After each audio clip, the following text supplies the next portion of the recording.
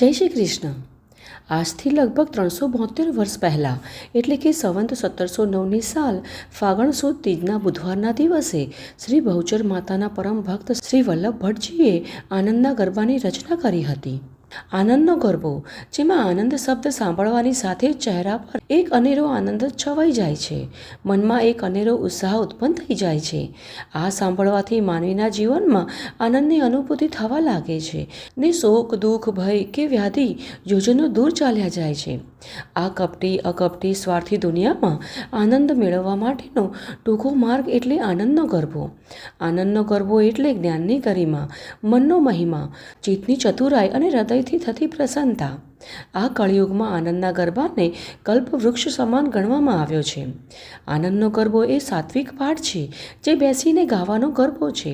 આપણે જે નવરાત્રિમાં દીવા કે ગરબાની ફરતે ગોળ ગરબા રમીએ છીએ તે મૂળ ગરબી છે, પણ આનંદનો ગરબો આપણા હૃદયમાં માનો દીવો પ્રગટાવીને આપણું ભ્રમિત મન જે ગોળ ઘૂમી રહ્યું છે એને એક ચિત્તમાં બહુચરમાના ચરણોમાં સ્થિત કરીને બેસીને ગવાય એ ગરબો છે. આ હળાહળ કળિયુગમાં આનંદનો ગરબો માત્ર 3 વખત કરવામાં આવે તો એક ચંડીપાઠ કર્યા બરાબર છે. ચંડીપાઠ એ શક્તિનો સાત્વિક પાઠ છે, જે એક આસને બેસીને થાય. એમ આનંદનો ગરબો પણ એક આસને બેસીને જ કરાય, કારણ કે બાળા એક ચિત્તે એક ધ્યાનને આનંદને પરમાનંદ સુધી લઈ જાય છે. હવે આખી દુનિયા એકસાથે ક્યારે સુખી થઈ શકે? જ્યારે સૌ કોઈ આનંદમાં રહે. અને આનંદમાં કોઈ ક્યારે રહે? તો એ હંમેશા માની પાસે રહે, માના સાનિધ્યમાં રહે, માના ચરણોમાં રહે ને નિત્ય આનંદનો ગરબો કરનાર આનંદમાં જ રહે છે. એ વાતને ભલું કોણ નકારી શકે છે? શ્રી બહુચર માનો બીજ મંત્ર ઐ ક્લીમ સૌહા છે, જે મંત્ર આપણને કોઈ ગુરુજી દીક્ષામાં આપે તો જ કરાય. ઘણા મંદિરોમાં આ બીજ મંત્રની આગળ ઓમ લખેલું હોય છે, પણ શક્તિના બીજ મંત્ર આગળ ઓમ લાગે નહીં, કારણ કે આ જગત સ્વયં આદિ પરાશક્તિથી ઉત્પન્ન થનારું છે. અર્થાત આદિ પરાશક્તિ સ્વતંત્ર છે, જે શૂન્યના શૂન્ય સાક્ષીણી, એટલે જ્યારે કશું જ ન હતું, માત્ર શૂન્ય હતું, તે શૂન્યની સાક્ષી છે, જે સ્વયં મણિદ્વીપમાં બિરાજે છે. માટે શક્તિનો બીજ મંત્ર હંમેશા સ્વતંત્ર હોય છે. હવે ભક્ત શ્રી વલ્લભ ભટ્ટજીએ આનંદના ગરબાની રચના કઈ રીતે કરી અને એની પ્રેરણા તેમને કેવી રીતે મળી? તો આ વાતની શરૂઆત અહીંથી થાય છે કે ગુજરાતનું અમદાવાદ શહેર, તેમાં આવેલું નવાપુર ગામ. એ ગામમાં એક ભટ્ટ મેવાડ બ્રાહ્મણ શ્રી હરિરામ ભટ્ટ અને વલ્લભરામ, અને બીજાનું નામ ધોળારામ. હવે બંને બાળકો જ્યારે 5 વર્ષના થયા ત્યારે તેમને વિદ્યાભ્યાસ માટે પરમાનંદ બ્રહ્મચારી પાસે આશ્રમમાં ભણવા માટે મોકલવામાં આવ્યા. પણ ખૂબ પરિશ્રમ કરવા છતાં પણ એમણે વિદ્યાભ્યાસનું જ્ઞાન આવ્યું જ નહીં. હા, બંને ભાઈઓ નમ્ર, વિવેકી અને શ્રદ્ધાળુ હતા. હવે વિદ્યાભ્યાસનું જ્ઞાન ન મળવાને લીધે ગુરુજીએ બંને બાળકોને બાલા ત્રિપુરારી સુંદરીમાં બહુચરનો બીજ મંત્ર આપ્યો, અને એ છે એમ ક્લીમ સૌહા. આ મંત્ર સાથે બંને બાળકો પોતાના ઘરે ગયા. ત્યાર પછી બંને ભાઈઓ તેમની કાલી ગયેલી વાણીમાં આખો દિવસ માના બીજ મંત્રનો જપ કર્યા કરતા. હવે એક દિવસ તેઓના માતા પિતા જાત્રાએ ગયેલા ત્યારે મા બહુચર બાળા સ્વરૂપે પ્રગટ થયા, અને માનું જાજરમાન તેજસ્વી સ્વરૂપ ન જોઈ શકવાના કારણે બંને ભાઈઓ આંખો બંધ કરીને માને પૂછવા લાગ્યા કે આપ કોણ છો?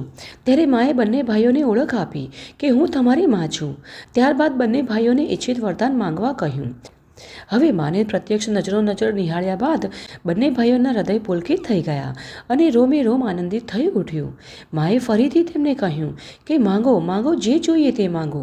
પરંતુ માના દર્શન માત્રથી જ આનંદ મળવાના કારણે બંને ભાઈઓ માની સમક્ષ કાંઈ બોલી કે માંગી ના શક્યા. ત્યારે માએ ત્રીજી વખત કહ્યું કે બેટા માંગ, માંગ તે આપું.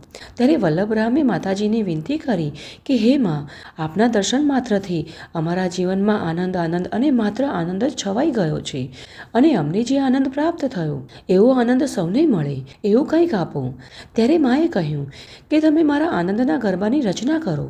પણ વલ્લભરામે કહ્યું કે હે મા, અમે તો અભણ છીએ, તો કેવી રીતે ગરબાની રચના કરી શકીએ? ત્યારે માએ વલ્લભરામને કહ્યું કે હું સરસ્વતી સ્વરૂપે તમારી જીભના અગ્રભાગમાં બિરાજમાન થઈશ. એમ કહી માએ તેમને ટચલી આંગળી વલ્લભરામની જીભના અગ્રભાગમાં મૂકી. ત્યારબાદ જે કાંઈ પણ તેમના દ્વારા રચનાઓ થઈ તે અલૌકિક અને અકલ્પનીય છે. આનંદના ગરબાની રચના શ્રી વલ્લભરામે માત્ર 12 વર્ષ 4 મહિના અને 26 દિવસની નાની કિશોરી અવસ્થામાં આજથી લગભગ 372 વર્ષ પહેલાં એટલે કે સંવંત 1709ની સાલ ફાગણ સુદ ત્રીજને બુધવારે કરી. અને આ આનંદનો ગરબો છેલ્લા 365 વર્ષથી સતત ભક્તોને આનંદ જ આપ્યા કરે છે. તો આ હતી આજની અમારી આનંદના ગરબાની ઉત્પત્તિ વિશે સંપૂર્ણ માહિતી, અને અમને આશા છે કે આ માહિતી તમને સારી લાગી હશે.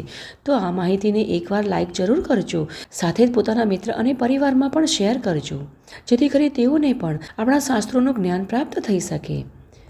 અને સાથે જ જો તમે અમારી ચેનલ પર પહેલીવાર આવ્યા છો તો આ ચેનલને સબસ્ક્રાઈબ કરવાનું ના ભૂલશો, અને સાથે જ બેલ આઇકનને પણ પ્રેસ કરી દેજો, જેથી કરી અમારા દ્વારા આવનારી બધી જ નવી માહિતી સરળતાથી તમારા સુધી પહોંચી શકે.